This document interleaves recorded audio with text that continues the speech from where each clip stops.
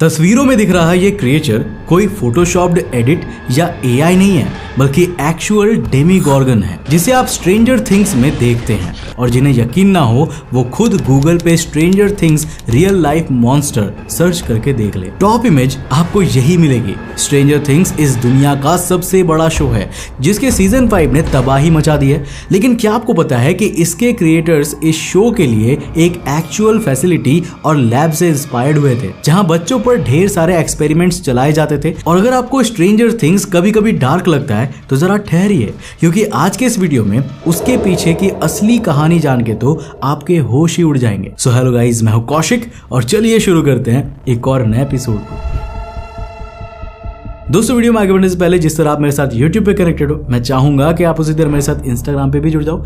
ये है मेरा Instagram का user handle, link description box में जाके फॉलो कर लेना। ये कहानी शुरू होती है साल 1943 से। फिलाडेल्फिया नेवल शिपयार्ड में एक खतरनाक एक्सपेरिमेंट चल रहा था, प्रोजेक्ट रेनबो। दरअसल एल्बर्ट आइंस्टाइन ने यूनिफाइड फील्ड थियोरी की रचना की थी, जिसमें उन्होंने कहा था कि ग्रेविटी और इलेक्ट्रोमैग्नेटिज्म की मदद से यूनिवर्स में मौजूद मेजर फंडामेंटल फोर्सेस को कंबाइन किया जा सकता है और एक सिंगल फील्ड बनाई जा सकती है, जिससे वो सारी फील्ड्स मैनिपुलेट की जा सके और उससे लिटरली करिश्मे किए जा सकते हैं। विश्व युद्ध का दौर था। जापान और अमेरिका के संबंध खासकर नेवल बैटलफील्ड में बीतते वक्त के साथ किस कदर बिगड़ रहे थे, इसकी खबर हम सभी को है। ऐसे में theoretical physicist doctor John von Neumann को यह प्रोजेक्ट दिया गया, इस उम्मीद से कि आइंस्टाइन की थियोरी को थोड़ा सा इधर उधर करके एक ऐसा तरीका इजाद किया जा सके जिससे उनका जहाज इलेक्ट्रोमैग्नेटिक फील्ड्स का इस्तेमाल करके दुश्मन के रडार के लिए इनविजिबल हो जाए, जिससे कि वो बिना दुश्मन को पता लगे उसके पास पहुंचकर उसे जड़ से खत्म कर सके। अब महीनों तक तैयारी की गई और फाइनली 28 अक्टूबर को वो दिन आया जब यूएसएस एल्ड्रिच पर सारे इक्विपमेंट्स इंस्टॉल करके रडार्स सेटअप किए गए उसकी रीडिंग्स चेक करने के लिए। अब जैसे ही मशीन ऑन करी गई, highly powered electromagnetic fields generate हुई और रडार को मॉनिटर करने वाले लोगों ने देखा कि वो जहाज रडार पर इनविजिबल हो गया है। पूरे केबिन में खुशी का माहौल था, क्योंकि उन्होंने कुछ ऐसा अचीव कर लिया था जो उन्हें बिना किसी कॉज़ैलिटी के जापान पर बड़ी जीत दिला सकता था। लेकिन जब वो अपने केबिन से बाहर निकले तब उनके पैरों तले जमीन खिसक गई, क्योंकि उन्होंने देखा कि वो जहाज सिर्फ रडार पर ही नहीं बल्कि असलियत में भी वहां से गायब हो गया था, मानो कहीं पर टेलीपोर्ट हो गया हो। उस वक्त जितने भी एयरक्राफ्ट, सबमरीन्स, नेवल शिप्स वहां पर मौजूद थे, सबको तुरंत अल्टीमेटम भेजा गया और जहाज ढूंढने के लिए रवाना किया गया। क्योंकि जो ऑफिसर्स बाहर से भी इसे विटनेस कर रहे थे ना, वो खुद ये कह रहे थे कि जहाज कहीं मूव नहीं किया है, बल्कि मशीन के चालू होते ही अचानक मानो हवा में गायब हो गया हो, ऐसी चुटकी बजाते ही कुछ ही सेकंड्स में। लेकिन चूंकि ये एक्सप्लेनेशन साइंटिफिकली पॉसिबल नहीं था, इसीलिए लोगों ने ये माना कि जरूर उन ऑफिसर्स को कुछ भ्रम हुआ होगा। सेकंड कब मिनटों में और मिनट कब घंटों में बदल गए पता नहीं चला कि तभी कुछ ही देर में अचानक पानी के उसी हिस्से में जहां पर यूएसएस एल्ड्रिच खड़ा था वहां हरकत होने लगी। आसपास के रेडियस में जो भी मौजूद था वो डर से दूर भागने लगा कि कहीं कोई और बड़ी चीज तो नहीं होने वाली है, कि तभी हवा के बीच ही जैसे वो जहाज अपने आप वहां पर इमर्ज हो गया। सबकी सांसों में सांस आई भी, पर फिर दोबारा गले में अटक गई, क्योंकि उस शिप में ऑनबोर्ड क्रू का कोई व्यक्ति उस वक्त उसके ऊपर नहीं दिख रहा था। चारों तरफ अफरा तफरी मच गई।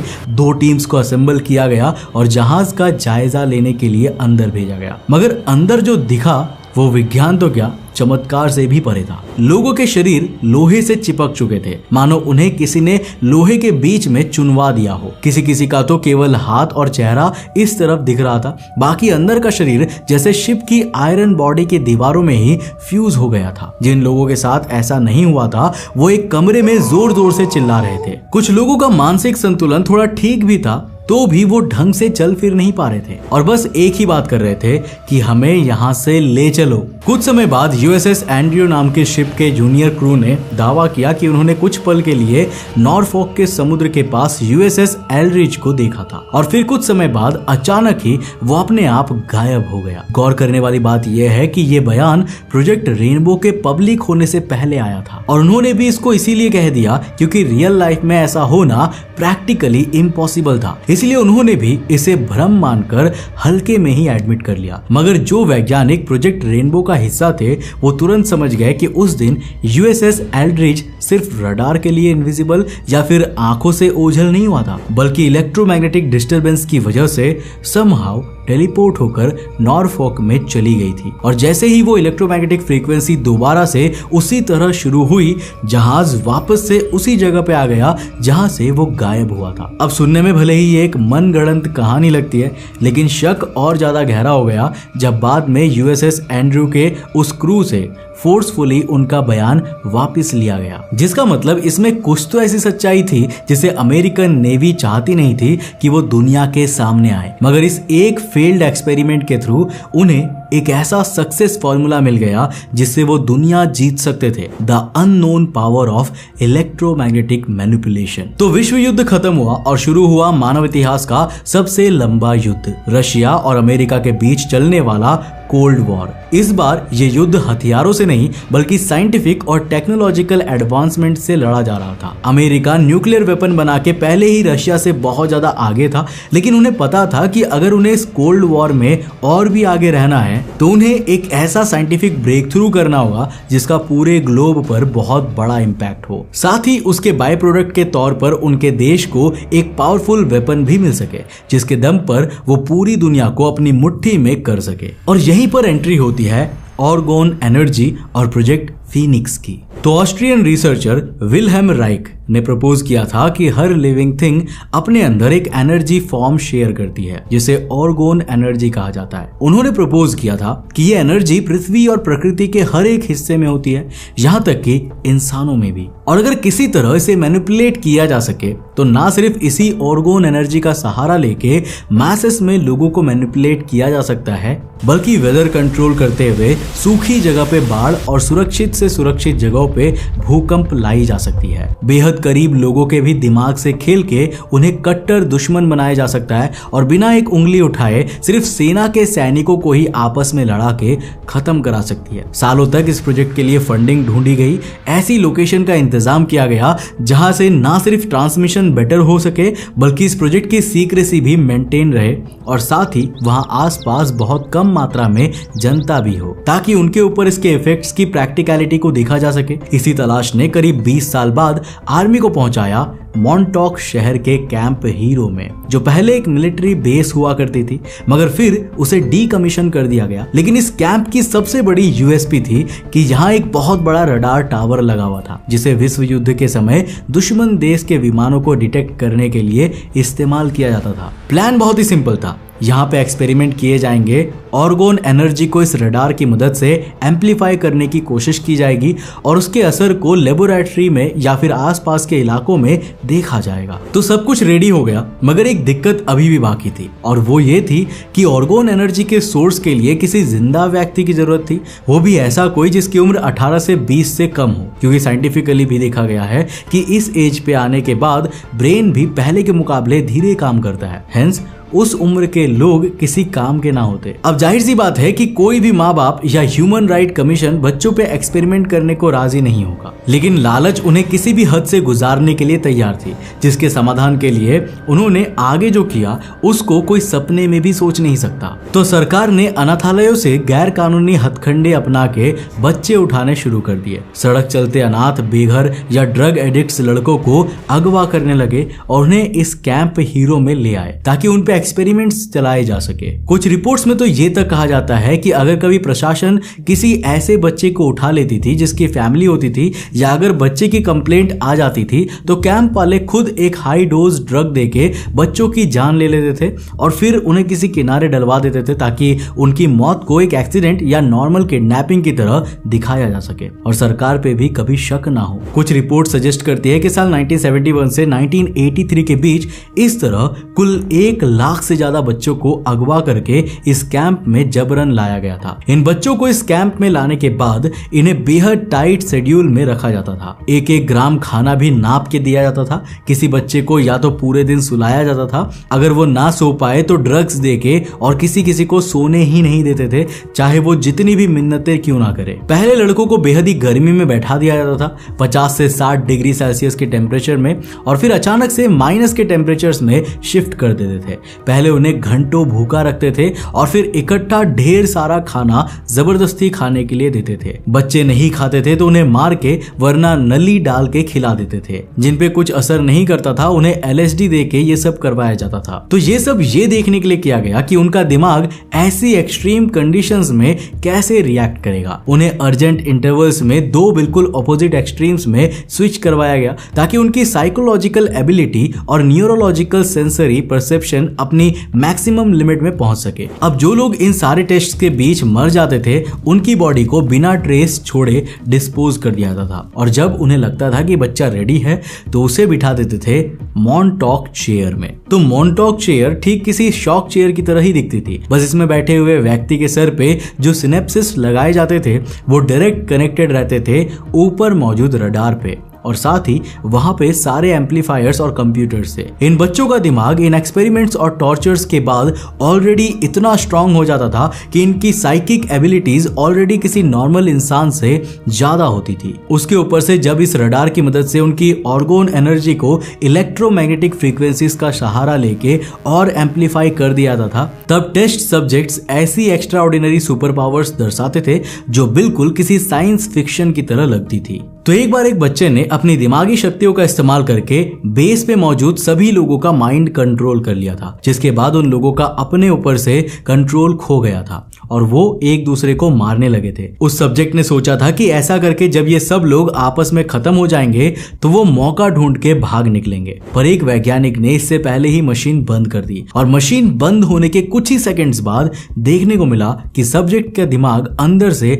मानो फट गया था, जिसके बाद नाक कान समेत उसकी हर जगह से खून निकल रहा था और सब्जेक्ट की मौत हो चुकी थी। अमूमन इस तरह की कोई भी घटना घटने के बाद लोग घबरा जाते हैं, लेकिन मॉन्टॉक के रिसर्चर्स के लिए ये खुशी का दिन था, क्योंकि उन्होंने अपने कई माइलस्टोन्स में से पहला पड़ाव पार कर लिया था और अब वो फेज 2 में जा सकते थे, जो था मल्टी डायमेंशनल पोर्टल खोलना। ठीक वैसा ही पोर्टल जिसका इस्तेमाल करके साल 1943 में USS एल्ड्रिच टेलीपोर्ट हो गई थी। तो वैज्ञानिकों के इस एस्पिरेशन ने बहुत से टेस्ट सब्जेक्ट्स की बलि ली, लेकिन अंततः ना सिर्फ उन्होंने एक जगह से दूसरी जगह तक के पोर्टल को खोलने का रास्ता डिस्कवर कर लिया, बल्कि जिन सब्जेक्ट की कॉन्शियसनेस बहुत ज्यादा स्ट्रांग थी वो तो इस एम्प्लीफिकेशन के मदद से टाइम पोर्टल तक खोलने में सक्षम बन गए, जिनकी मदद से एक व्यक्ति आने वाले फ्यूचर में ट्रैवल कर सकता था। अब वैज्ञानिक मैसिव लेवल पर माइंड मैनिपुलेशन के सीक्रेट्स को अनलॉक कर चुके थे।